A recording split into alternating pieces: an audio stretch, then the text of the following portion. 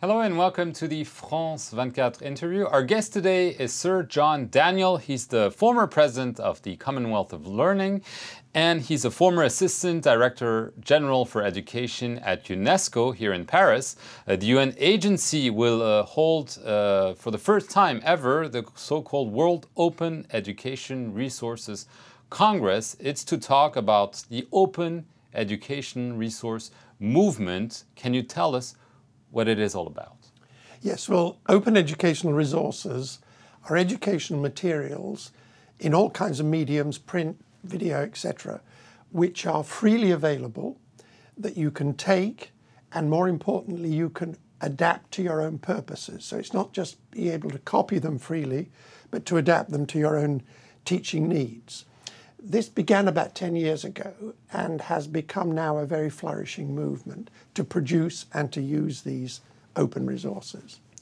Is this done mostly via the internet? This is where you put all the resources you can, and then people can pick and choose and have a virtual education. Yeah, that is true. I think most of these resources are created obviously digitally, but very often they're used in print format. In Africa, for example, in the classrooms there where there's no internet, the resource started on the internet, but someone has downloaded it and printed it. But it is through the internet that you find them, and there's a great industry in making it easier to find open resources which are exactly what you want for your particular teaching and are open and freely available. So how does it work? Universities, teachers volunteer to put their knowledge, their courses freely online, and that can be used by anyone? Yes. It began, I mean, the big splash happened just over 10 years ago when the Massachusetts Institute of Technology started putting all its lecturers' course notes on the web for free. Now, you could study them, but you couldn't go and enroll at MIT on the basis of that. But all over the world, people could see what MIT was teaching and how it was teaching it. And this created quite a sort of stir. And since then, more and more universities, and indeed at the school level, have got into this. Particularly some of the big distance teaching universities like the British Open universities now have a huge amount of material on the web and on iTunes U, which is one of the sort of repositories, if you like, of some of this material. So it's now become a movement, and there is a huge amount of material available out there now for people to sift through in order to find just exactly what they need for their particular application. Can you give us an estimate of how many courses or how many people use this? You said the movement has been flourishing in the past decade. Yeah. Well, yesterday at the conference, Larry Lessig, who was giving a keynote speech, said that there were 500 million, if you like, open educational resources that have been licensed under what is called a Creative Commons license, which is a common license people use to declare the openness of these materials. So, 500 million is quite a lot of things. Now, that's not all complete courses. It would include photos, videos, but it is a very big movement now. And so people are not only reading material, but also enrolling and having their degrees online more and more. Is this what is really happening? A full education, if I may say? That is the step that's happening right now. Until quite recently, you could look at this stuff and study it, and then it was helpful in the course you were taking in some other institution.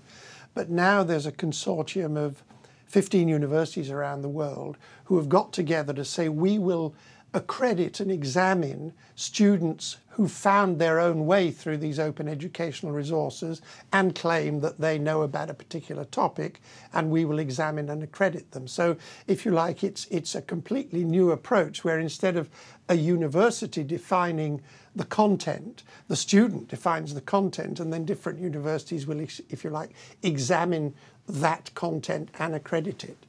So let's just take an illustration, maybe an extreme example. If I am a boy who lives in Kenya, in the bush, and I decide to enroll in a Harvard class, I could get a Harvard degree without ever setting foot over there? You probably couldn't get a Harvard degree. Harvard is just dipping its feet into this at the moment with a program called edX. At first you could only look at the stuff. Now very recently they've announced that you can study it and get a certificate. But it won't be a certificate from Harvard. It'll be a certificate from some intermediate body. But many other universities are much less uptight than that. And they are beginning to offer their own qualifications on the basis of material that's been found in this way.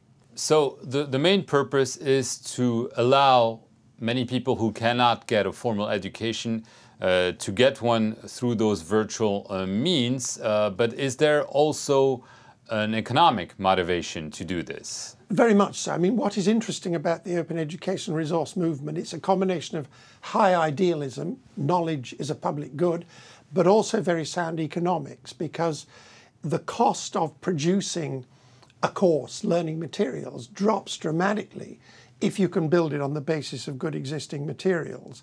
And I think this is going to, in the next few years, revolutionize the textbook industry. Because at the moment, one of the big problems is that for many students, the cost of textbooks is more than the cost of their tuition fees. And I think this open educational resource movement gives the possibility of dropping those costs very, very dramatically. And that's why governments are taking an increasing interest. Are they? Although they definitely are. I mean, I was amazed when we started this conference yesterday. We had a kind of training session beforehand for those who didn't know what it was all about. Expected about 20 people. Room had 200 people in it by the end of the session. So yeah, that they can, obviously in these hard times, governments, I mean, idealism is fine, but governments really prick up their ears when they hear that there's a real case where they can dramatically improve the cost effectiveness of their investments in education. So if I understand, we're not talking only about developing countries, but also rich countries. Yes, and what's very interesting is that, I mean, at first there was a worry that this was another sort of neo-colonialist, imperialist, intellectual thing, that the rich North was pushing its intellectual products at the poor South. That's changing very fast. I mean, we heard yesterday the example of an open educational resource about caesarean section developed in Ghana that was being used at the University of Michigan.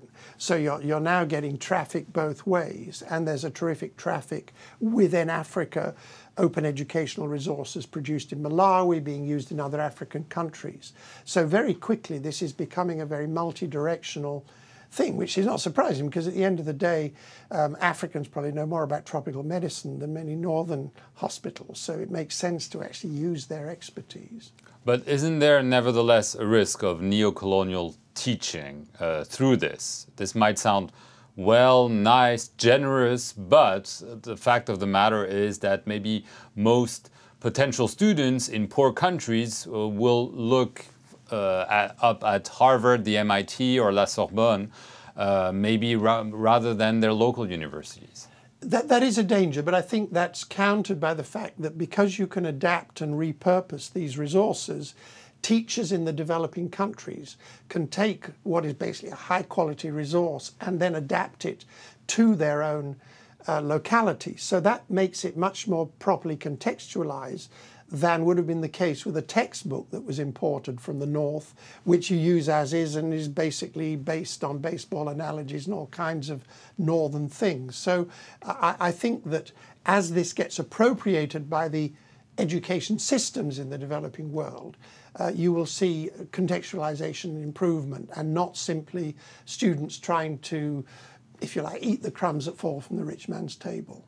Which countries are most engaged in this area? Which countries have been showing the keenest interest in trying to use this as a weapon, quote unquote, to educate the people? Well, in the world, in the last 6 months, I've been going around the world sort of holding forums on this. I would name, if you're taking outside the developed world, I would identify South Africa, which is very much getting into this in a big way. Brazil is making it an act of policy.